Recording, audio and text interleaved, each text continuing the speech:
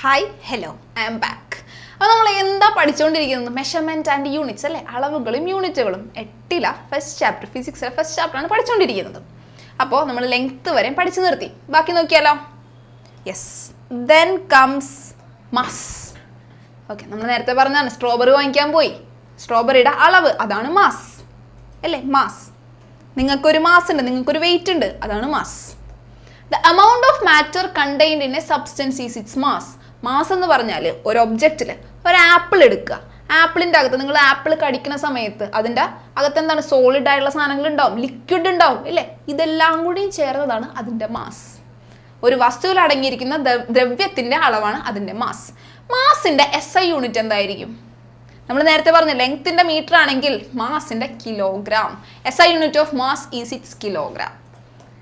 It's symbol is kg. മറക്കരുത്, important ആണ്. മാസിൻ്റെ SI യൂണിറ്റ് കിലോഗ്രാം ആകുന്നു, kg ആണ് ഇതിൻ്റെ പ്രതീകം. അപ്പോൾ നമ്മൾ ലെങ്ത്തിൽ മീറ്റർ, കിലോമീറ്റർ, മില്ലിമീറ്റർ ഇവ തമ്മിലുള്ള കൺവേർഷൻസ് പറഞ്ഞു. അതേപോലെ തന്നെ നമ്മുടെ മാസിലും യൂണിറ്റ് കൺവേർഷൻസ് ഉണ്ട്. ഇതേപോലെ തന്നെ ഒരു ഈസി മെത്തേഡ് ഉണ്ട്. കിലോഗ്രാം എഴുതാം, അതും ഇതേപോലെ കിലോഗ്രാം. നിങ്ങൾക്ക് അറിയാവുന്ന ഒരു യൂണിറ്റാണ് മാസിൻ്റെ കിലോഗ്രാം. പിന്നെ ഗ്രാം, അതിനേക്കാൾ ചെറുതാണ് ഗ്രാം, അതിനേക്കാൾ ചെറുതാണ് മില്ലിഗ്രാം.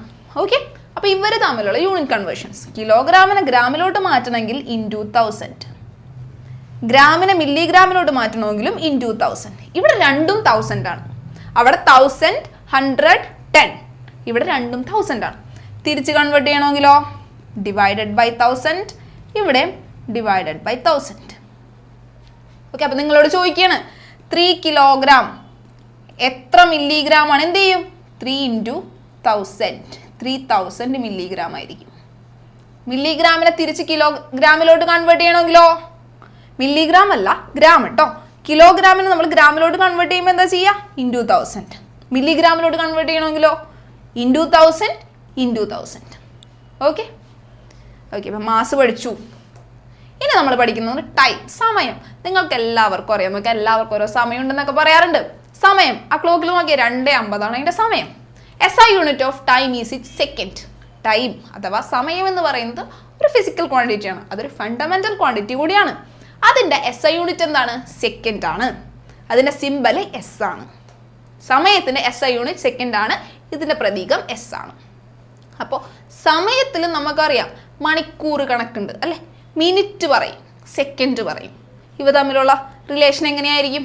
1 മിനിറ്റ് എത്ര സെക്കൻഡ് ആയിരിക്കും? 60 സെക്കൻഡ്സ്. അറിയാം. 1 അവർ എത്ര സെക്കൻഡ്സ് ആയിരിക്കും? 60 × 60, 3600 സെക്കൻഡ്സ്. മറക്കരുത് കേട്ടോ, ഇത് ഇമ്പോർട്ടൻ്റ് ആണ്.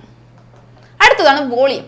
നേരത്തെ ഞാൻ പറഞ്ഞ വോളിയം ഫണ്ടമെന്റൽ ക്വാണ്ടിറ്റി ആണോ ഡിറൈവ്ഡ് ക്വാണ്ടിറ്റി ആണോ? നമ്മൾ ഫസ്റ്റ് ക്ലാസ്സിൽ പറഞ്ഞതാണ്, അതൊരു ഡിറൈവ്ഡ് ക്വാണ്ടിറ്റിയാണ്. അപ്പോൾ ഈ വോളിയത്തിനും അതിൻ്റേതായുള്ള കുറച്ച് പെക്യുലാരിറ്റി, സവിശേഷതകളുണ്ട്. എന്താണ് വോളിയം? സിമ്പിളായിട്ട് പറഞ്ഞു തരട്ടെ. ഈ ഒരു പേന ഞാനിങ്ങനെ കയ്യിൽ വെച്ചു. ഈ പേനക്ക് ഇവിടെ ഇരിക്കാൻ ആവശ്യമായ സ്പേസ്, അതാണ് അതിൻ്റെ വോളിയം. ഈ കുപ്പി നോക്കിയേ, അല്ല ഈ ഒരു ഗ്ലാസ് നോക്കിയേ, കുപ്പിയല്ല ഗ്ലാസ്. ഈ ഗ്ലാസ്സിലെ വെള്ളം നോക്കിയേ, വെള്ളം ഇത്രയുണ്ട് ഫസ്റ്റ് ക്ലാസ്സിൽ, രണ്ടാമത്തെ ക്ലാസ്സിൽ കുറച്ചുകൂടി കൂടുതലാണ്, മൂന്നാമത്തെ ക്ലാസ്സിലോ കുറവാണ്. അപ്പോൾ വെള്ളത്തിന് ഇരിക്കാൻ ആവശ്യമായ സ്പേസ് ആണ് അതിൻ്റെ വോളിയം, വ്യാപ്തം. ഓക്കെ അല്ലേ? The volume of an object is the amount of space it occupies. അതിന് ഇരിക്കാൻ ആവശ്യമായ space. SI unit of volume is cubic metre. അപ്പോൾ ഈ വോളിയം ഡിറൈവ്ഡ് ക്വാണ്ടിറ്റിയാണ്. അപ്പോൾ ഈ വോളിയത്തിൻ്റെ SI യൂണിറ്റ് എന്താണ്? Cubic metre. നമ്മൾ അതിനെ റെപ്രസെൻ്റ് ചെയ്യുന്നത് മീറ്റർ ക്യൂബ് എന്നാണ്. ഇതൊക്കെ കാണാതെ പഠിക്കേണ്ടതാണ്. Then comes metre conversion. 1 litre എത്ര ക്യൂബിക് മീറ്റർ ആണ്? 1 ലിറ്റർ 1000 സെൻറ്റിമീറ്റർ ക്യൂബ് ആണ്. 1 ലിറ്റർ 1000 മില്ലിമീറ്റർ ആണ്, മില്ലി ലിറ്റർ ആണ്. ഓക്കെ, ഇത് പഠിക്കുക കാണാതെ.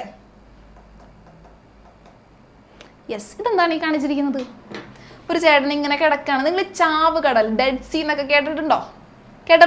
അവിടെ നിങ്ങൾ നീന്താൻ അറിയാത്തവരായിക്കോട്ടെ, നിങ്ങൾ ചെന്ന് നീന്താൻ ചാടി, നിങ്ങൾ മുങ്ങിപ്പോവില്ല, നിങ്ങൾ പൊങ്ങിക്കിടക്കും. എന്തുകൊണ്ടായിരിക്കും അത്? നിങ്ങൾ ഇങ്ങനെ പൊങ്ങിക്കിടക്കുക, എത്ര നിങ്ങൾ ശ്രമിച്ചു കഴിഞ്ഞാലും താഴത്തേക്ക് മുങ്ങിപ്പോകില്ല. എന്തുകൊണ്ടാണെന്നറിയോ? ഡെൻസിറ്റി വ്യത്യാസമുണ്ട്, സാന്ദ്രത. പുതിയൊരാളാണ് നിങ്ങൾ കേൾക്കുന്നതല്ലേ? നോക്കി, നിങ്ങൾ വീട്ടിൽ ചെന്നിട്ട് ഒരു ഗ്ലാസ് എടുക്കുക, ഗ്ലാസ്സിൽ വെള്ളം എടുക്കുക, അതിലേക്ക് കുറച്ച് ഓയിൽ, വീട്ടിൽ വെളിച്ചെണ്ണ ഉണ്ടാവില്ല, കുറച്ച് ഒഴിക്കുക. ഇവ മിക്സ് ആവുമോ നോക്കാം. മിക്സ് ആവുമോ നോക്കണം. മിക്സ് ആകില്ല. എന്തുകൊണ്ടാണ് നോക്കി, ഇത് കണ്ട്, ഇതൊരു ലിക്വിഡാണ്, ഇത് വേറൊരു ലിക്വിഡാണ്, ഇത് വേറൊരു ലിക്വിഡാണ്. ഈ ലിക്വിഡുകൾ നമ്മൾ ഒന്നിച്ചൊരു ഗ്ലാസ്സിൽ ഇട്ട് കഴിഞ്ഞാലും അവർ ലിക്വിഡാണ്, അവർ മിക്സ് ആകേണ്ടതാണ്. നമ്മൾ പ്രാക്ടിക്കലി ചിന്തിക്കുമ്പോൾ അത് മിക്സ് ആകണം, പക്ഷെ മിക്സ് ആകൂല. എന്തുകൊണ്ടാന്ന് വെച്ചാൽ ഓരോ ലിക്വിഡിന്റെ ഡെൻസിറ്റി, സാന്ദ്രത വ്യത്യാസമുള്ളതുകൊണ്ടാണ്. എന്താണ് density? The mass of A substance per unit volume is it's density. നമ്മൾ മാസ് എന്താന്ന് പഠിച്ചു, വോളിയം എന്താന്ന് പഠിച്ചു. അപ്പോൾ മാസ് ബൈ വോളിയം ആണ് എന്ത്?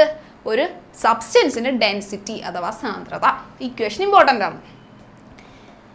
ഓക്കെ, ഇനി നമ്മൾ പഠിക്കുന്നത് ഫണ്ടമെന്റൽ യൂണിറ്റ്സ്. ഫണ്ടമെന്റൽ ക്വാണ്ടിറ്റീസ് നമ്മൾ പഠിച്ചു അല്ലേ? ഒരു 7 ഫണ്ടമെന്റൽ ക്വാണ്ടിറ്റീസ് ഉണ്ടെന്ന് പറഞ്ഞു. 7 എണ്ണത്തിൻ്റെ പേര് ഞാൻ അപ്പം പറഞ്ഞു തന്നില്ല, പക്ഷെ ഞാൻ അത് ഇവിടെ പറയും. അപ്പോൾ ഫണ്ടമെന്റൽ യൂണിറ്റ്സ് എന്തായിരിക്കും? ഫണ്ടമെന്റൽ ക്വാണ്ടിറ്റീസ് എന്ന് പറഞ്ഞു കഴിഞ്ഞാൽ അവ പരസ്പര ബന്ധമില്ലാതെ നിൽക്കുന്ന ക്വാണ്ടിറ്റീസ് ആണ് ഫണ്ടമെന്റൽ ക്വാണ്ടിറ്റീസ്.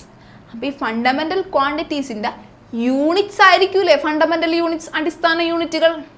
അതെ. അപ്പോൾ 7 ഫണ്ടമെന്റൽ യൂണിറ്റ്സ് ഉണ്ട്. പറഞ്ഞു തരാം ഏതൊക്കെയാണെന്ന്. Fundamental units are the units of fundamental quantities. ആ 7 ഫണ്ടമെന്റൽ ക്വാണ്ടിറ്റീസ് ആണ് ഈ കൊടുത്തിരിക്കുന്നത്. ഒന്നാമത്തത് ലെങ്ത്, രണ്ടാമത്തത് മാസ്, മൂന്നാമത്തത് ടെമ്പറേച്ചർ, നാലാമത്തത് ടൈം സമയം, അഞ്ചാമത്തത് ഇലക്ട്രിക് കറന്റ് വൈദ്യുത പ്രവാഹ തീവ്രത, ദെൻ കംസ് ലൂമിനസ് ഇന്റൻസിറ്റി പ്രകാശ തീവ്രത, പിന്നെ last the amount of substance പദാർത്ഥത്തിന്റെ അളവ്. ഇത് 7 എണ്ണമാണ് എന്ത്? Fundamental quantities. ഈ 7 എണ്ണം ഉള്ളൂ. നിങ്ങൾ എന്താ ചെയ്യുക? ഈ 7 എണ്ണം കാണാതെ പഠിക്കാം. ബാക്കി വരുന്നതെല്ലാം ഡിറൈവ്ഡ് ആയിരിക്കും. ക്വസ്റ്റ്യൻ ഇങ്ങനെ ആയിരിക്കും വരിക. ഒരു 4 എണ്ണം തന്നിട്ട് ഓട് 1 ഔട്ട് കണ്ടുപിടിക്കാൻ പറയും.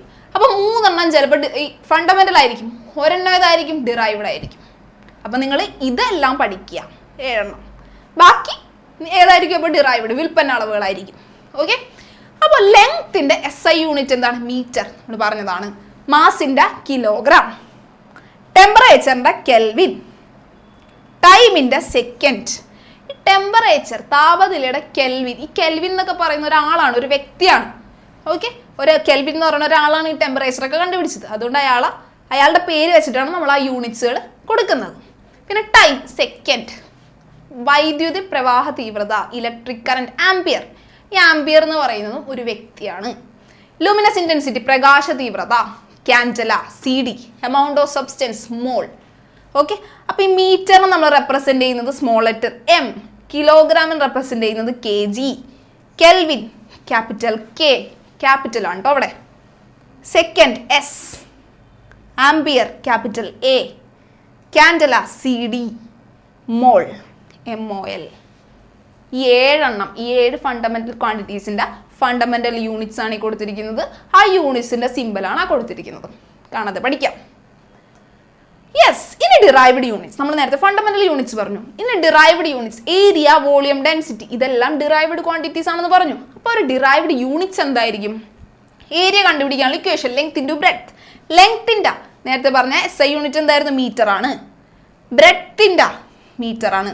അപ്പോൾ എന്തായിരിക്കും ഏരിയയുടെ യൂണിറ്റ്? Metre square. വോളിയത്തിന്റെ, ലെങ്ത്തിന്റെ എന്താണ്? മീറ്റർ ആണ്. ബ്രെഡ്ത്തിന്റെ മീറ്റർ ആണ്. ഹൈറ്റിന്റെ മീറ്റർ ആണ്. അപ്പോൾ വോളിയം, ടോട്ടൽ വോളിയത്തിന്റെ SI യൂണിറ്റ് എന്ത് വരും? Metre cube. അങ്ങനെയാണെങ്കിൽ ഡെൻസിറ്റി എന്ത് വരും? നിങ്ങളൊന്ന് ആലോചിച്ച് നോക്കിയേ. ഡെൻസിറ്റിയുടെ ഇക്വേഷൻ അത് എഴുതാം. Density equal to mass by volume. മാസിന്റെ നമ്മൾ പഠിച്ചതാണ്. മാസിന്റെ എന്തായിരുന്നു? കിലോഗ്രാം. വോളിയത്തിന്റെ നമ്മൾ നേരത്തെ കണ്ടുപിടിച്ചു, മോളിൽ കണ്ടുപിടിച്ചു, എന്താണ്? Metre cube. Kilogram per metre cube ആണ് ഡെൻസിറ്റി, സാന്ദ്രതയുടെ SI യൂണിറ്റ്. ഓക്കെ അല്ലേ? യെസ്. ഇനി വരുന്നത് കറക്റ്റ് വേർഷൻസ്. നോക്കിയേ, ശരിയായ രേഖപ്പെടുത്തലുകൾ. നമ്മൾ ഈ യൂണിറ്റുകൾ എഴുതാറുണ്ട്. 163 സെന്റിമീറ്റർ. നമ്മൾ ഈ സെന്റിമീറ്റർ എന്നൊക്കെ എഴുതാറുണ്ട് ഇല്ലേ? അപ്പോൾ ഈ സെന്റിമീറ്റർ എന്നൊക്കെ പറയുന്ന സാധനം നമ്മൾ എഴുതുന്നതിന് കുറച്ച് റൂളുകളുണ്ട്. അതാണ് ഈ പറയുന്നത്. നോക്കിയേ, 1000 കിലോഗ്രാം പെർ മീറ്റർ ക്യൂബ്. ഇങ്ങനെ എഴുതിയേക്കുന്നതിൽ എന്താണ് മിസ്റ്റേക്ക് എന്നാണ് നിങ്ങൾ കണ്ടുപിടിക്കേണ്ടത്. ഈ കിലോഗ്രാം പെർ മീറ്റർ ക്യൂബിൽ എല്ലാം ക്യാപിറ്റൽ ലെറ്റേഴ്സ് ആണ് ഉപയോഗിച്ചിരിക്കുന്നത്. അതൊരിക്കലും പാടില്ല. സ്മോൾ ലെറ്ററിൽ വേണം നമ്മൾ SI യൂണിറ്റ്സ് അല്ലെങ്കിൽ യൂണിറ്റുകൾ എഴുതാൻ. ഒന്നാമത്തെ റൂള്. രണ്ടാമത്തെ റൂള് നോക്കിയേ, 1000 kilograms per metre cube. Kilograms ഇങ്ങനെ ആരെങ്കിലും പറയാറുണ്ട്? കിലോഗ്രാംസ് എന്നൊക്കെ ഇങ്ങനെ പറയാൻ പാടില്ല. എപ്പോഴും സിംഗുലർ ഉപയോഗിക്കണം, പ്ലൂറൽ ഫോം ഉപയോഗിക്കാൻ പാടില്ല. ഇത് 1000 കിലോഗ്രാം പെർ മീറ്റർ ക്യൂബ് എന്നായിരിക്കണം, അല്ലെങ്കിൽ 1.5 കിലോഗ്രാം എന്നായിരിക്കണം. കിലോഗ്രാംസ് ഉപയോഗിക്കാൻ പാടില്ല. ഓക്കെ, പ്ലൂറൽ ഉപയോഗിക്കാൻ പാടില്ല. രണ്ടാമത്തെ റൂൾ. ഫസ്റ്റ് റൂൾ എന്തായിരുന്നു? ക്യാപിറ്റൽ ലെറ്റർ ഉപയോഗിക്കാൻ പാടില്ല. രണ്ടാമത്തെ റൂള് പ്ലൂറൽ ഉപയോഗിക്കാൻ പാടില്ല. അങ്ങനെയാണെങ്കിൽ അടുത്ത നോക്കിയേ, 1000 കിലോഗ്രാംസ് പെർ മീറ്റർ ക്യൂബ്. ഇവിടെ ഒരു ഗ്യാപ്പ് വേണം. നമ്മൾ ന്യൂമറിക്കൽ വാല്യൂ യൂണിറ്റ് എഴുതുന്നതിനിടയിൽ ഒരു ഗ്യാപ്പ് എന്തായാലും ഉണ്ടാവണം. അടുത്ത നോക്കിയേ, 1000 kilogram per metre per metre per metre. ഇത്രയും സ്ലാഷുകൾ പാടില്ല, ഒരൊറ്റ സ്ലാഷാണ് യൂണിറ്റിൽ പാടുള്ളൂ. പിന്നെ 1000 കിലോഗ്രാം പെർ ക്യൂബിക് മീറ്റർ. നോക്കിയേ, kilogram cubic metre. Cubic metre എന്ന് പറഞ്ഞാൽ യൂണിറ്റിന്റെ പേരാണ്. കിലോഗ്രാം എന്ന് പറഞ്ഞാൽ അതിന്റെ സിമ്പലാണ്. അപ്പൊ സിമ്പലും ആ പേരും തമ്മിൽ മിക്സ് ചെയ്യാൻ പാടില്ല. ഒന്നല്ലെങ്കിൽ പേര് അല്ലെങ്കിൽ സിമ്പൽ, രണ്ടും കൂടി മിക്സ് ചെയ്യാൻ പാടില്ല. ഇനി ലാസ്റ്റത്തെ 2 റൂൾ ഉണ്ട്. 1 കിലോഗ്രാം 500 ഗ്രാം. നിങ്ങൾ കടയിൽ ചെന്നിട്ട് 1.5 കിലോ സവാളക്ക് ചോദിക്കണം, ചേട്ടാ 1 കിലോഗ്രാം സവാള 500 സവാള. ഇങ്ങനെ പറയോ? 500 ഗ്രാം സവാള എന്ന് പറയോ? അങ്ങനെ പറയൂല. 1.5 കിലോ സവാള അല്ലേ? 1.5 കിലോ സവാള. ഇങ്ങനെ 2 യൂണിറ്റുകൾ ഒരു ക്വാണ്ടിറ്റിനെ റെപ്രസെന്റ് ചെയ്യാൻ ഉപയോഗിക്കൂല. എന്നല്ലേ 1.5 കിലോ സവാള, അല്ലെങ്കിൽ 1.5 സെന്റിമീറ്ററിന് നിങ്ങൾ 1 സെന്റിമീറ്റർ എന്താ അര മീറ്റർ അങ്ങനെയൊക്കെ എഴുതുവോ? ഇല്ല, 1.5 സെന്റിമീറ്റർ. അടുത്ത ലാസ്റ്റത്തെ റോള് 273 കെൽവിൻ 250 മീറ്റർ. നോക്കിയേ, KM ഇവര് ക്യാപിറ്റലാണ്, പാടില്ല. നമ്മളൊരു യൂണിറ്റിന്റെ പേര് ഫുള്ളായിട്ട് എഴുതുമ്പോൾ അത് സ്മോൾ ലെറ്റർ ആയിരിക്കണം. ലാസ്റ്റത്തെ റൂള്. ഈ റൂളുകൾ ഓർത്തിരിക്കുക കേട്ടോ. കാരണം നിങ്ങൾ ഇതേപോലെ വരിക, 4 ഓപ്ഷൻസ് തന്നിട്ട് ഇതിൽ ഏതാണ് കറക്റ്റ് റെപ്രസെൻറ്റേഷൻ ഓഫ് യൂണിറ്റ്സ്. നിങ്ങൾ ഈ റൂളുകൾ അറിഞ്ഞില്ലെങ്കിൽ അത് എഴുതാൻ പറ്റൂല. പിന്നെന്താണ്? യെസ്, ഇവിടെ ഒരാൾ വന്നിട്ടുണ്ട്. ആരാണത്? മിസ്റ്റർ ബീൻ അല്ലേ? മിസ്റ്റർ ബീൻ എന്താണ് കാണിക്കുന്നത്? പുള്ളി 3 പെൻസിൽ എടുത്തിട്ട് ആ ഒരു ബോക്സിന്റെ അളവ് എടുക്കുന്നതാണ് കാണുന്നത്. എന്തൊരു കഷ്ടപ്പാടല്ലേ. ഇതിനൊക്കെ വല്ല കാര്യമുണ്ടോ? വല്ല കാര്യമുണ്ട്? ഇങ്ങനെ ഒരു ചേച്ചിതേ ഒരു സാധനമായിട്ട് വന്നിട്ടുണ്ട്. എന്താണത്? Tape, measuring tape. ഇങ്ങനെ ഒരു ടേപ്പ് ഉപയോഗിച്ച് അളന്നാൽ പോരെ മിസ്റ്റർ ബീന്? ഇത്രയും വലിയ കഷ്ടപ്പാട് കാണിക്കുന്ന കാര്യമുണ്ടോ? അപ്പൊ ലെങ്ത് മെഷർ ചെയ്യാൻ ഉപയോഗിക്കുന്ന ഒരു ഡിവൈസ് ആണ് എന്ത്? ടേപ്പ്. അല്ലെങ്കിൽ എന്താ? സ്കെയിൽ. നിങ്ങൾ ഉപയോഗിക്കാറുള്ള സാധാ സ്കെയില്. അപ്പൊ ഇവരെയാണ് മെഷറിംഗ് ഇൻസ്ട്രുമെന്റ്സ് എന്ന് പറയാം. ഞാനൊരു സിമ്പിൾ ഒരു കാര്യം ചോദിക്കട്ടെ. ഈ ലെങ്ത് മെഷർ ചെയ്യാൻ ഉപയോഗിക്കുന്ന ഈ സ്കെയിലിന്റെ ഏറ്റവും ചെറിയ തിക്നെസ് ഏതായിരിക്കും നമുക്ക് അളക്കാൻ പറ്റുന്നത്? അല്ലെങ്കിൽ ഏറ്റവും ചെറിയ മെഷർമെന്റ് ഏതായിരിക്കും ഈ സ്കെയിൽ ഉപയോഗിച്ച് അളക്കാൻ പറ്റുന്നത്? അത് മില്ലിമീറ്റർ ആണ്. നോക്കി, ഇതാണ് മില്ലിമീറ്റേഴ്സ്, ഇതാണ് സെന്റിമീറ്റർ. 1 മില്ലിമീറ്റർ ഒക്കെ നിങ്ങൾക്ക് ഇത് അളക്കാൻ പറ്റൂലേ സ്കെയിൽ വെച്ച്? അപ്പോൾ ഒരു ഡിവൈസ് ഉപയോഗിച്ചിട്ട് അളക്കാൻ പറ്റുന്ന ഏറ്റവും ചെറിയ വാല്യൂ അതാണ് ആ ഡിവൈസിന്റെ ലീസ്റ്റ് കൗണ്ട്. ലീസ്റ്റ് കൗണ്ട് എന്താണെന്ന് ക്വസ്റ്റ്യൻ ഉണ്ടാവും. The smallest value that can be measured using an instrument is called its least count. ഒരു ഉപകരണം ഉപയോഗിച്ച് അളക്കാവുന്ന ഏറ്റവും കുറഞ്ഞ അളവിനെ ലീസ്റ്റ് കൗണ്ട് എന്ന് പറയുന്നു. ലീസ്റ്റ് കൗണ്ട് എന്താണെന്ന് മറക്കരുത്. യെസ്. ഇനി നമ്മൾ ചെയ്യാൻ പോകുന്നത് മെഷർ ചെയ്യാൻ പോവുകയാണ് ഓരോന്നും. Measuring the thickness of paper using A scale. Scale ഉപയോഗിച്ച് പേപ്പറിന്റെ കനം കണ്ടെത്തുന്ന വിധം. നല്ല ബുദ്ധിമുട്ടാണ് ഒരു പേപ്പർ എടുക്കുക, പേപ്പറിന്റെ കനം, ലെങ്ത് അല്ല, അതിന്റെ കനം കണ്ടെത്താൻ. ഒരു പേപ്പറിന്റെ കനം കണ്ടെത്താനായിട്ട് ഏതെങ്കിലും ഡിവൈസ് നിങ്ങൾക്ക് അറിയോ? സ്കെയിൽ ഉപയോഗിച്ച് പറ്റുമോ? ഒന്ന് ട്രൈ ചെയ്ത് നോക്കണം കേട്ടോ. ഭയങ്കര ചെറിയ തിക്നെസ് ആണ്. അപ്പം അത് അളക്കാനായിട്ട് നമ്മളൊരു മെത്തേഡ് ഉപയോഗിക്കും. നോക്കി, ഇത് കണ്ടോ? ഒരു പേപ്പറിൻ്റെ ഒരു സ്റ്റോക്ക് ഫുള്ളായിട്ട് നമ്മൾ എടുക്കും. എന്നിട്ട് ആ സ്റ്റോക്കിൻ്റെ ഫുൾ ലെങ്ത് നമ്മൾ കണ്ടുപിടിക്കും. ഇതൊരു സ്റ്റോക്കാണ്. ഈ പേപ്പർ കെട്ടിൻ്റെ അകത്ത് ഒരു 100 പേപ്പർ ഉണ്ട്. അപ്പം ഈ 100 പേപ്പറിൻ്റെ തിക്നെസ് അളക്കും. 100 പേപ്പറിൻ്റെ തിക്നെസ് നമ്മൾ അളന്നെങ്കിൽ ഒരു പേപ്പറിൻ്റെ തിക്നെസ് അളക്കാൻ എന്ത് ചെയ്യണം? ആ ടോട്ടൽ തിക്നെസ് ഡിവൈഡഡ് ബൈ 100. നിങ്ങൾ കടയിൽ ചെന്നിട്ട് ആപ്പിൾ വാങ്ങാൻ പോയി. 50 രൂപക്ക് ആപ്പിൾ വാങ്ങിച്ചു. 5 ആപ്പിൾ വാങ്ങിച്ചു. പക്ഷെ ഒരു ആപ്പിളിൻ്റെ രൂപ അറിഞ്ഞൂടെ? എന്താ ചെയ്യുക നിങ്ങൾ? ടോട്ടൽ എത്ര രൂപ ആയി ഡിവൈഡഡ് ബൈ നമ്മൾ എത്ര എണ്ണം വാങ്ങി, നമ്പർ വെച്ച് ഡിവൈഡ് ചെയ്യും. അപ്പം നമുക്ക് ഒരെണ്ണത്തിൻ്റെ കിട്ടൂലേ? സെയിം പേപ്പർ സ്റ്റോക്കിൻ്റെ 100 എണ്ണത്തിന് നമ്മൾ കണ്ടുപിടിക്കും. എന്നിട്ട് ആ കിട്ടിയ വാല്യൂ ഡിവൈഡഡ് ബൈ 100. അപ്പം നമുക്ക് ഒരെണ്ണത്തിൻ്റെ കിട്ടൂലേ? കിട്ടും. നമ്പർ ഓഫ് പേപ്പർ സ്റ്റോക്സ് നമുക്ക് തന്നിട്ടുണ്ട് 100 എണ്ണമാണ്. 100 കെട്ട് പേപ്പറിൻ്റെ അകത്ത് പേപ്പർ 100 എണ്ണം ഉപയോഗിച്ചിട്ടുണ്ട്. കെട്ടിൻ്റെ അകത്ത് 100 paper. Thickness of the paper stock നമ്മൾ ലെങ്ത് മെഷർ ചെയ്തത് 5 സെന്റിമീറ്റർ ആണ്. തിക്നെസ് ഓഫ് 1 പേപ്പർ, ഒരു പേപ്പറിന്റെ തിക്നെസ് എന്ത് വരും? 5/100 എന്തായിരിക്കും? 0.05 സെന്റിമീറ്റർ. ഓക്കെ, ഇനി നമ്മൾ അടുത്തത് മെഷർ ചെയ്യാൻ പോകുന്നത് ഒരു കല്ലിൻ്റെ എന്താണ്? വോളിയം, വ്യാപ്തം അളക്കാൻ പോവുകയാണ്. വോളിയം എന്താണെന്ന് ഞാൻ പറഞ്ഞതാണ്. ഇവിടെ നമ്മൾ എന്താ ചെയ്യുന്നത്? ഒരു ട്യൂബിൽ വെള്ളം എടുക്കും. ആ ട്യൂബിൻ്റെ വെള്ളത്തിൻ്റെ ആദ്യത്തെ അളവ് നമ്മൾ നോട്ട് ചെയ്യും. അത് കഴിഞ്ഞിട്ട് ആ ട്യൂബിലോട്ട് നമ്മുടെ ഈ സ്റ്റോൺ, നമ്മുടെ ഈ കല്ല് നമ്മൾ എറിയും. അപ്പം ഈ വെള്ളം പൊന്തൂലേ മുകളിലേക്ക്? പൊന്തൂലേ? നിങ്ങൾ പണ്ട് മറ്റേ ഒരു കഥ കേട്ടിട്ടില്ലേ? കാക്ക വെള്ളം കുടിക്കാനായിട്ട് എന്താ ഈ കുടത്തിലോട്ട് എന്താ കല്ല് വാരിയിട്ട് വെള്ളം പൊങ്ങിയ കഥ കേട്ടിട്ടുണ്ടോ? എന്താ ചെയ്ത്? വെള്ളം താഴെ കിടക്കുന്ന വെള്ളം, ഇത്ര ഉണ്ടായിരുന്നുള്ളൂ വെള്ളം, ഇതിൻ്റെ അകത്തേക്ക് കല്ലിട്ട് കഴിഞ്ഞപ്പോൾ വെള്ളത്തിൻ്റെ അളവ് പൊന്തി അല്ലേ? അതേപോലെ തന്നെ എന്താ ചെയ്യുക? ഇത്രയുണ്ട് ലെങ്ത്ത്, വെള്ളത്തിൻ്റെ ഇത്രയും ഉണ്ട് ഹൈറ്റ്. നമ്മളൊരു കല്ലിടുന്നു, വെള്ളത്തിന് പൊങ്ങുന്നു, വെള്ളത്തിൻ്റെ ഹൈറ്റ് പൊങ്ങുന്നു. അപ്പോൾ എന്തുമാത്രം വെള്ളം പൊന്തി എന്നതായിരിക്കൂലേ ആ ഒരു സ്റ്റോൺ അല്ലെങ്കിൽ കല്ലിൻ്റെ വോളിയം. വോളിയം എന്താ ഞാൻ പറഞ്ഞത്? ഒരു ഒബ്ജക്റ്റിന് ഇരിക്കാൻ ആവശ്യമായ സ്പേസ്, അതാണ് അതിൻ്റെ വോളിയം. അപ്പോൾ കല്ലിട്ട് കഴിഞ്ഞപ്പോൾ ഇത്രയും വെള്ളം പൊന്തിയെങ്കിൽ ആ പൊന്തിയ അളവ് അത്രയും എന്താ സ്പേസ് ഈ സ്റ്റോണിന് ആവശ്യമുണ്ട്. അപ്പം അതായിരിക്കില്ല അതിൻ്റെ വോളിയം. നോക്കി, ഇനീഷ്യൽ വാട്ടർ ലെവൽ, ആദ്യം ഉണ്ടായിരുന്ന വാട്ടർ ലെവൽ 50 ലിറ്റർ ആയിരുന്നു. പിന്നെ നമ്മൾ സ്റ്റോൺ ഇട്ട് കഴിഞ്ഞപ്പോൾ അതിൻ്റെ വാട്ടർ ലെവൽ പൊന്തി 75 ലിറ്റർ ആയി. അങ്ങനെയാണെങ്കിൽ വോളിയം എന്ത് വരും? ഇവർ തമ്മിലുള്ള ഡിഫറൻസ് ആയിരിക്കൂലേ 25 ലിറ്റേഴ്സ്. Okay, yes. ഇനി നമ്മൾ ചെയ്യുന്നത് measuring the time using A stop watch. Stop watch ഉപയോഗിച്ചിട്ട് ടൈം മെഷർ ചെയ്യുക. ഒന്നുമില്ല, നോക്കി, ഈ ഒരു സെറ്റപ്പാണ് സിമ്പിൾ പെൻഡുലം. സിമ്പിൾ പെൻഡുലമാണ് തന്നിരിക്കുന്നത്.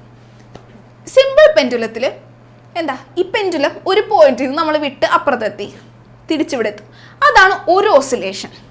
അപ്പോൾ ഈ ഒരു ഓസിലേഷന് ആവശ്യമായുള്ള സമയം കണ്ടുപിടിക്കാൻ ഉപയോഗിക്കുന്ന ഒരു ഡിവൈസാണ് ഇത് സ്റ്റോപ്പ് വാച്ച്. ഈ സ്റ്റോപ്പ് വാച്ച് പല സ്ഥലങ്ങളിൽ ഉപയോഗിക്കാറുണ്ട്. ഇവിടെ എന്താ ചെയ്യുക? നിങ്ങളുടെ ടെക്സ്റ്റിൽ ഇങ്ങനെ പറഞ്ഞിട്ടുണ്ട് 10 ഓസിലേഷൻ ആവശ്യമായ സമയം എഴുതുക. അപ്പം എന്താ ചെയ്യുക? ആ ചേട്ടൻ അവിടെ നിന്ന് വിടും, ബോബ് വിടും, ഇവിടെ എത്തും, തിരിച്ചവിടെ എത്തും, ഒരു ഓസിലേഷൻ കംപ്ലീറ്റ് ആയി. അപ്പോൾ തുടങ്ങുന്ന സമയത്ത് ആ സ്റ്റോപ്പ് വാച്ച് അയാൾ ഓൺ ചെയ്തിട്ടുണ്ടാവും. രണ്ടാമത് പോയി തിരിച്ചു വരും, മൂന്നാമത് പോയി തിരിച്ചു വരും. അങ്ങനെ 10 ഓസിലേഷൻസിന് ആവശ്യമായ സമയം അയാൾ ആ സ്റ്റോപ്പ് വാച്ചിൽ റെക്കോർഡ് ചെയ്യും. അങ്ങനെയാണെങ്കിൽ ഒരെണ്ണത്തിന് ആവശ്യമായുള്ള ഒരു ഓസിലേഷൻ ആവശ്യമായ സമയം എന്തായിരിക്കും? Divided by 10. നേരത്തെ പറഞ്ഞ ആപ്പിളിൻ്റെ അതേ എക്സാമ്പിൾ. ഓക്കെ അല്ലേ? ഇത്രേ ഉള്ളൂ ഈ ചാപ്റ്റർ. ഈസി ആയിട്ടുള്ളൊരു ചാപ്റ്ററാണ്. ഇതിൽ ഏറ്റവും ഇമ്പോർട്ടൻ്റ് ആയിട്ടുള്ള പഠിക്കേണ്ട ടോപ്പിക്കുകൾ എന്താണ്? ഫണ്ടമെൻ്റൽ ക്വാണ്ടിറ്റി, എന്താണ് ഡിറൈവ്ഡ് ക്വാണ്ടിറ്റി, അടിസ്ഥാന അളവ്, വിൽപ്പന അളവ്. പിന്നെ നമ്മൾ പഠിച്ചത് യൂണിറ്റ് കൺവേർഷൻസ് ഭയങ്കര ഇമ്പോർട്ടൻ്റ് ആണ്. ലെങ്ത്തിൻ്റെ യൂണിറ്റ് കൺവേർഷൻസ് ഒരു ഈസി ട്രിക്ക് ഞാൻ പറഞ്ഞു തന്നിട്ടുണ്ട്. കിലോഗ്രാമിൻ്റെ കൺവേർഷൻസ്, അതായത് മാസിൻ്റെ കൺവേർഷൻസ് പഠിക്കണം. പിന്നെ വോളിയം എന്താണ്, ഡെൻസിറ്റി എന്താണ്, അങ്ങനെയുള്ള കാര്യങ്ങൾ പഠിച്ചു. എക്സാമ്പിളുകൾ ഫണ്ടമെൻ്റൽ ക്വാണ്ടിറ്റീസിനും ഡിറൈവ്ഡ് ക്വാണ്ടിറ്റീസിനും ആവശ്യമുള്ള എക്സാമ്പിളുകൾ പഠിക്കണം. ഓഡ് വൺ ഔട്ട് ഇതിൽ നിന്ന് ഈ എപ്പോഴും ചോദിക്കുന്ന ക്വസ്റ്റ്യൻസ് ആണ്. ഓഡ് വൺ ഔട്ട് കണ്ടുപിടിക്കാം. പിന്നെ astronomical unit and light year, പ്രകാശവർഷം ഭയങ്കര ഇമ്പോർട്ടൻ്റ് ആണ്. 1 മാർക്ക് ക്വസ്റ്റ്യൻ എപ്പോഴും ഉണ്ടാവാറുണ്ട് എക്സാമിന്. ദെൻ കംസ് പിന്നെന്താ? പിന്നെ നമ്മൾ ലാസ്റ്റ് പഠിച്ച ടോപ്പിക്കുകൾ. ഇത് ജസ്റ്റ് അറിഞ്ഞിരുന്നാൽ മാത്രം മതി എന്തിനാണ് ഈ സ്റ്റോപ്പ് വാച്ച് ഉപയോഗിക്കുന്നതെന്നൊക്കെ. ഫണ്ടമെൻ്റൽ ക്വാണ്ടിറ്റീസും പിന്നെ ഈ യൂണിറ്റ് കൺവേർഷൻസും. പിന്നെ ശ്രദ്ധിക്കേണ്ടത് റൂള്. നമ്മളൊരു ഒരു യൂണിറ്റ് എഴുതുന്ന സമയത്ത് നമ്മൾ ശ്രദ്ധിക്കേണ്ട റൂളുകൾ. ഈ യൂണിറ്റുകൾ തരും. Kilogram per metre cube, kilogram / metre cube / metre എന്നൊക്കെ പറഞ്ഞു തരും. അപ്പോൾ നിങ്ങളോട് ഇതിൽ ഏതാണ് റൈറ്റ് വൺ, അല്ലെങ്കിൽ ഏതാണ് കറക്റ്റ് ആയിട്ടുള്ളത്, അല്ലെങ്കിൽ ഏതാണ് തെറ്റായിട്ടുള്ളതെന്ന് ചോദിക്കും. അപ്പോൾ എഴുതൂലേ? എഴുതണം. ഇത്രേ ഉള്ളൂ ഈ ടോപ്പിക്ക്. ഈ ഒരു ചാപ്റ്റർ ഇത്രേ ഉള്ളൂ. അപ്പം നല്ല അടിപൊളിയായിട്ട് പഠിക്കാം. ഓക്കെ.